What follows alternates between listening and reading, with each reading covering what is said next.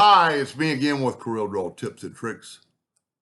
Somebody's trying to, like a lot of plaques maybe, and they want to change from the first place stock, first place custom. And from what I understand, they're taking the word custom and copying it and then putting it right there and pasting it. And it's doing that. And then they have to delete the stock. Or they say it's putting on a new line. I can't get it to do it. We could try one thing. This is a group. We go to object and break it apart. So now these are individual and try it again. But I think I have a better way. We're going to right click and copy and then put your cursor right there and right click and paste.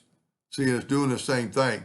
What I would do, depending on the situation, let me try to back up here.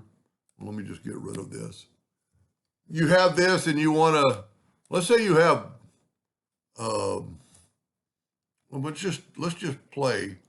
Let's make a duplicate of that and move it down in another one and change this to,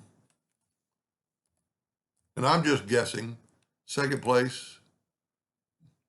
Of course, that's going to have to be a little change. Third place. And, so it's I'm using, let's see, that's 190 points. 190 points. I don't know why it looks so funny. Let's just kind of, for a second, just kind of move that out of the way. Now, let's say you got 3 plaques and you want them all to say first place custom, and you have a lot of them or just one, and it'll help.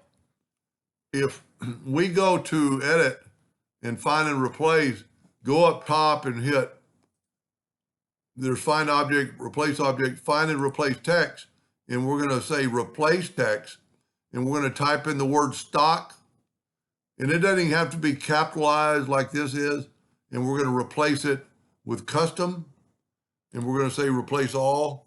In that short a time, you've changed all your plaques or all the wording on the plaque. I don't know if that's exactly what they're looking for, but maybe it'll help them. And if not, they'll let me know. Thank you for watching.